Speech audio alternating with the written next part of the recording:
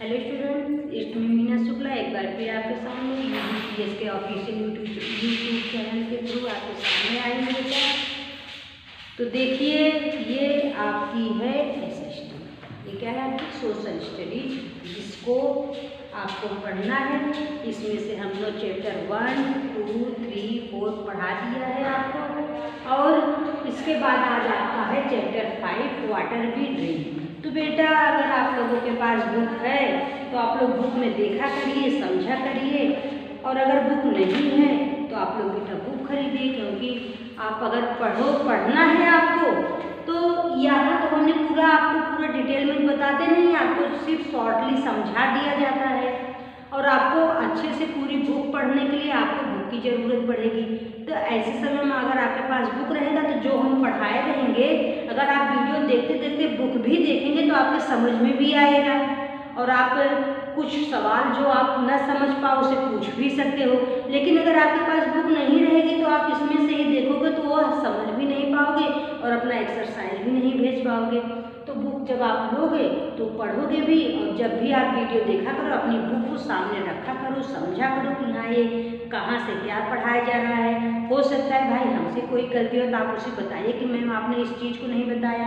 आप कोई भी बातें पूछ सकते हो, कोई भी क्वेश्चन जो आपको न समझ में है उसे पूछ सकते हो। तो इसलिए आपको बेटा बुक की ज़रूरत रहेगी, तो आप लोग बुक खरीद दीजिए। तो ठीक लिए चलिए, मैं आज आपको चैप्टर 5 वाटर बी ड्रिंक, पानी जो हम पीते हैं उसके बारे में पढ़ाएंगे। तो देखिए बेटा, जिसमें हमने आपको लेक्चर 1 में पढ़ा दिया, इसका ये लेक्चर 2 है ना। लेक्चर 1 में हमने आपको यूजेस ऑफ वाटर और water in villages and cities, इसको हमने आपको पढ़ाया था और बताया था कि पानी के क्या उपयोग हैं और गांव और शहरों में पानी हमको कहाँ से मिलता है। तो पानी का उपयोग आप सभी को पता है, आप अपने डेली रूटीन में पानी को शामिल कर रहे हैं, आप काम कर रहे हैं। आपके घर जो कुकिंग भोजन बन रहा है तो बिना पानी के तो बनता नहीं, सब में पानी की ज़रूरत पड़ती है। और इसके अलावा आप अपने जो कपड़े रोज पहनते हो तो उसको भी साफ करने की ज़रूरत पड़ती है। आप अपने आप को साफ करते हो तब भी आपको नहाने के लिए पानी की ज़रूरत, खाने पीने के लिए, और आपको साफ सफाई सबके लिए पानी की ज़रूरत होती है। तो ये हो जाता है आपका यूजेस ऑफ वाटर। इसके अलावा बेटा ये देखिए, आप पानी से सिर्फ ये सब नहीं, पानी से बिजली भी जनरेट की जाती है। तो जो वाटर से बिजली जनरेट की जाती है, इलेक्ट्रिसिटी जो वाटर से जनरेट होती है उसे हम कहते हैं हाइड्रो इलेक्ट्रिसिटी। कभी आपके सामने अगर ये शब्द पढ़ा कि what is means of hydro electricity, hydro electricity क्या होती है, कौन सी ये बिजली है, तो ये ऐसी बिजली है, ऐसी इलेक्ट्रिसिटी है जो पानी के द्वारा होती है, पानी के द्वारा बिजली उत्पन्न की जाती है। ये पढ़े थे आप, इसका यूजेस पढ़े थे। आपके खेतों में फसलों के लिए, पेड़ पौधों के लिए, सबको पानी की, अगर जानवर है जानवरों के लिए और मनुष्य सबके लिए पानी जरूरी है। तो इसको आपने पढ़ा था। और गांव में हम पानी कहाँ से पाते हैं, हैंडपंप से पाते हैं, कुएं से पाते हैं, तालाब से पाते हैं। शहरों में क्या होता है, पानी सप्लाई होता है, वहाँ टैंकर के द्वारा पानी घर घर सप्लाई किया जाता है, लोग वहाँ से पानी लेते हैं, और टैंकरों के ही द्वारा आपके जो आप बिल्डिंग या फ्लैट में रहते हो तो वहाँ आपके हर जगह पानी रहता है जो आप टैंक के द्वारा पाते हो, लेकिन वो पानी भी सप्लाई ही होकर आता है। अब आ जाता है फॉर्म ऑफ वाटर, पानी के रूप। ये हमने आपको बताया था पानी के 3 रूप हैं। तो पानी का एक रूप है आइस, बर्फ, दूसरा रूप है वाटर। पानी ये इसका तरल रूप है, ये इसका कठोर रूप है, ये इसका तरल रूप है, और उसके बाद ये इसकी बूंदें, हवा है। देखिए ठोस, तरल और हवा, ये क्या होता है, आइस जो बर्फ होती है मोटी होती है, जब ये पिघलती है तो किसका बन जाती है, लिक्विड पानी बन जाता है।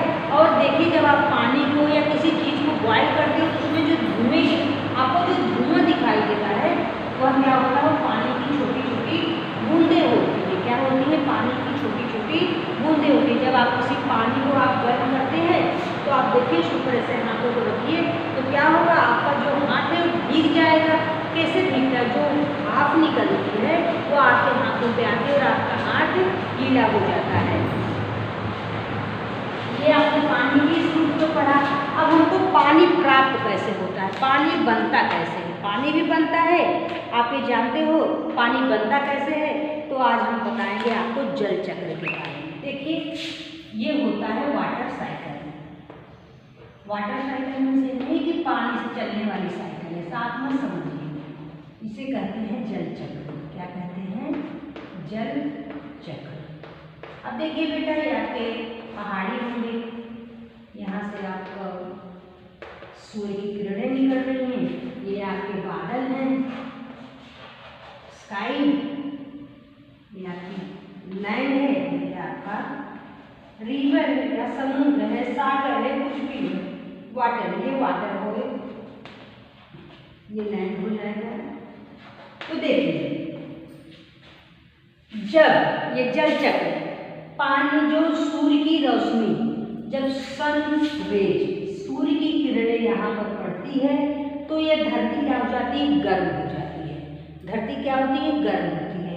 तो ये गर्मी इसके अंदर भी, ये भी यहाँ से भी गर्मी होती है और फिर यहाँ से भी गर्मी मिलती है। तो ये जो बीच का ये पानी होता है, अंदर से भी ऊपर से जब ये गर्म होता है तो ये क्या होता है, जैसे हमने आपको बताया ना कि पानी गर्म होने पे भाप के रूप में ऊपर में उड़ता है, तो ऐसे ही ये पानी क्या होता है, ऐसे, ये देखिए, ये भाप के रूप में ऊपर जाकर क्या बनाता है? एक बादल बना लेते हैं।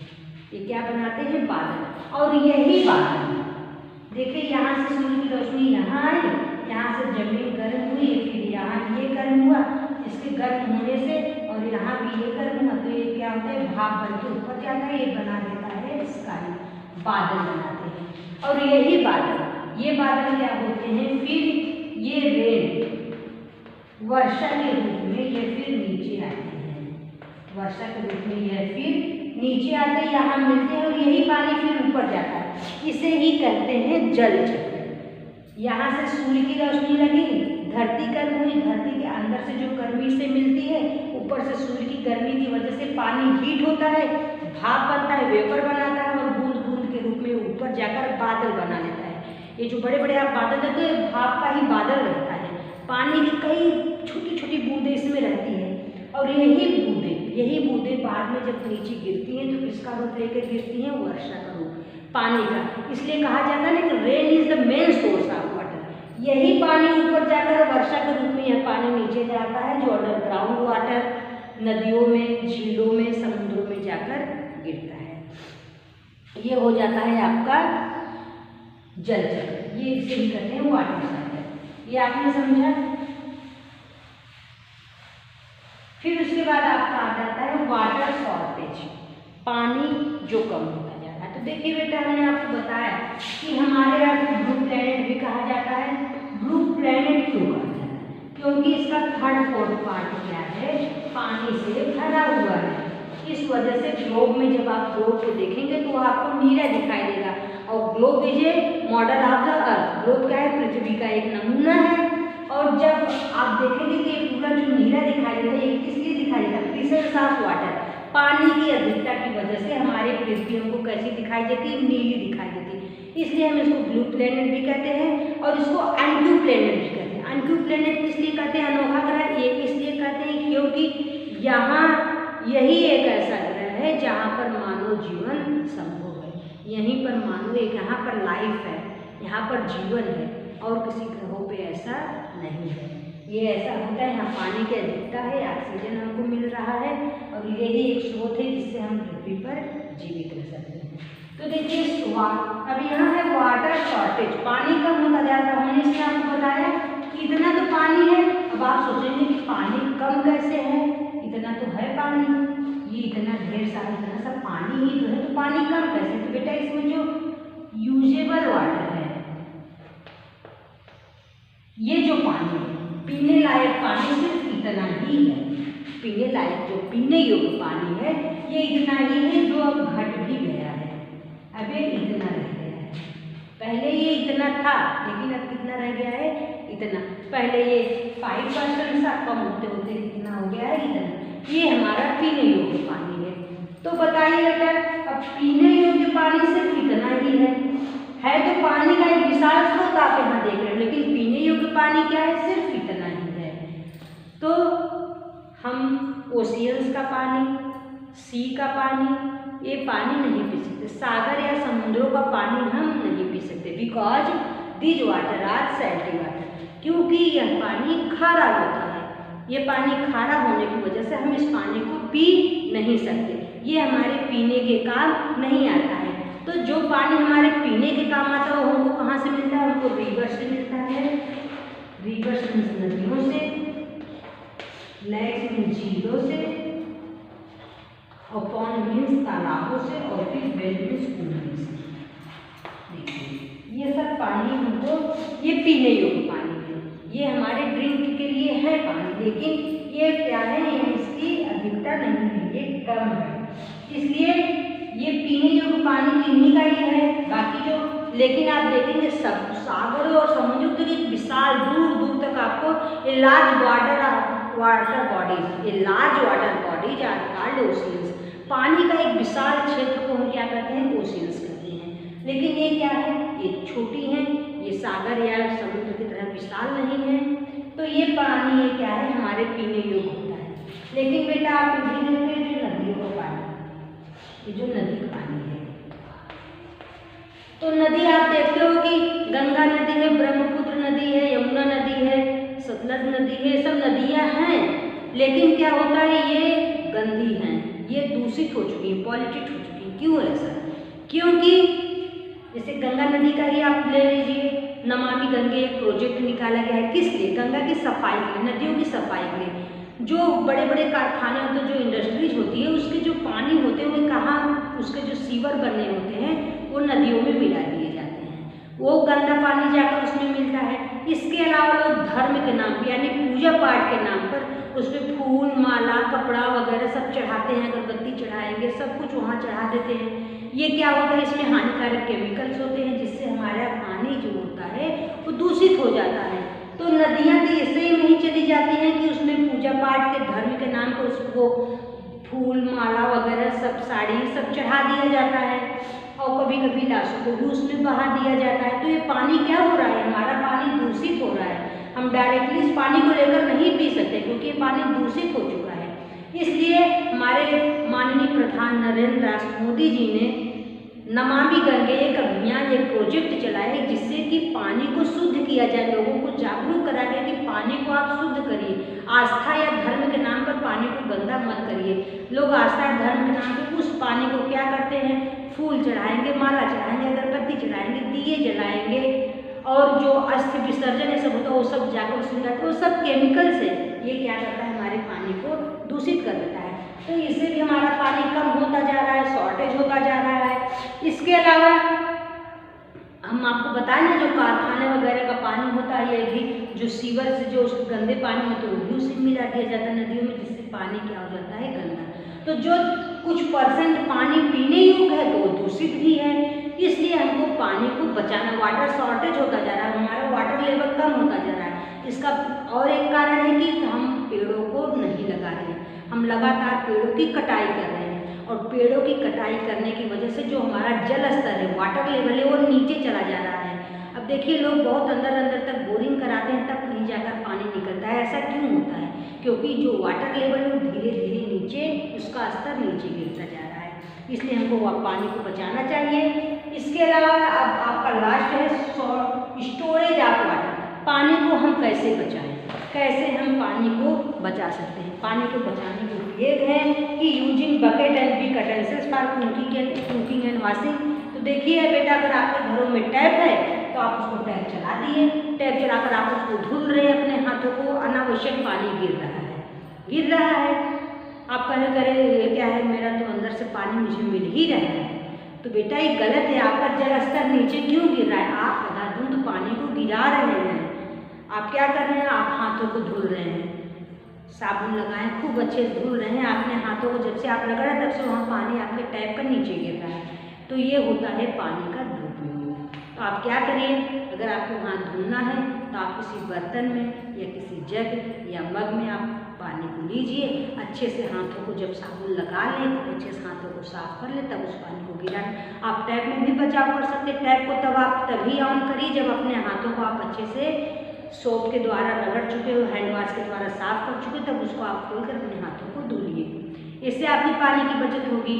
और खाना पकाने के लिए आप नल खोल दिए, लिए पानी, चावल धुल रहे हैं, दाल धुल रहे हैं, उस नल खोल दिए, पानी ज़्यादा गिर रहा है। तो ऐसे समय में आपका एक बड़ा कंटेनर या कोई बड़ा बर्तन या कोई बड़ी बाल्टी आप उसको भर के रखें, उसमें से आप 1-1 गिलास 2-2 गिलास पानी निकाल के धोइए। तब इससे भी क्या होगा, जहाँ आपका 10 गिलास पानी गिर रहा है वहाँ आपका सिर्फ 5 ही गिलास पानी गिरेगा, आपका 5 गिलास पानी बच जाता है।